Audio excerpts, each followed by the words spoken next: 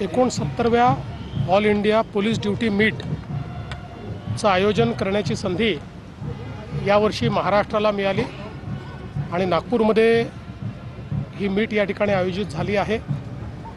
यामध्ये वेगवेगळ्या प्रकारच्या स्पर्धा देखील होत असतात आणि विशेषतः डॉग स्क्वॅड असेल किंवा विविध प्रकारच्या टेक्नॉलॉजीज असतील, यामध्ये जे काही प्रयोग झालेले आहेत त्या संदर्भात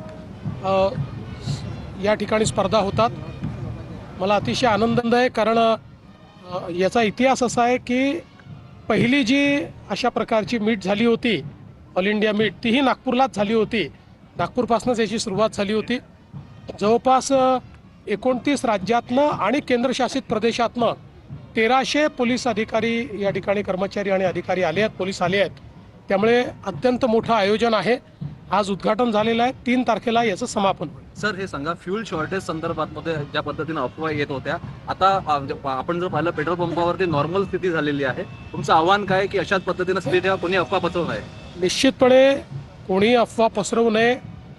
ज्यावेळी लोकांनी रांगा लावल्या होत्या त्याही वेळी आम्ही सांगत होतो की आपण रांगा लावू नका, पुरेसा साठा आपल्याकडे आहे, पण तरी काही लोक अफवा पसरवत होते। आता अफवा पसरवणाऱ्यांवरही आम्ही कारवाई सुरू केलेली आहे। त्यामुळे मला असं वाटतं की आता या रांगा लागणार नाही। राष्ट्रवादी काँग्रेसच्या आमदारांकडून तशी मागणी होती की दोन्ही राष्ट्रवादीने एकत्र यावं, वेळ गेलेली नाही। मित्र पक्ष म्हणून तुम्ही कशा प्रकारे बघताय? मला असं वाटतं की आता ही कुठली ती स्टेजच नाही की मी कमेंट करावं। त्यांचा आपापसात ते कोणी काय बोललं असेल तर मला असं वाटतं, शेवटी कसं आहे की समजा सुनेत्राताई पवारांचं काही मत असेल, वरिष्ठ नेत्यांचं काही मत असेल, तर ते आमच्याशी चर्चा करतील। आता प्रत्येक गोष्टीवर आम्ही प्रतिक्रिया दिली पाहिजे असं काही त्याचं कारण नहीं। 5 राज्यों के चुनाव में से कहाँ आप प्रचार के लिए जाएंगे? जहाँ पार्टी भेजेंगे वहाँ जाऊंगा। अभी तो मुझे आसाम और केरला में जाने का कहा है, वहाँ जाऊंगा।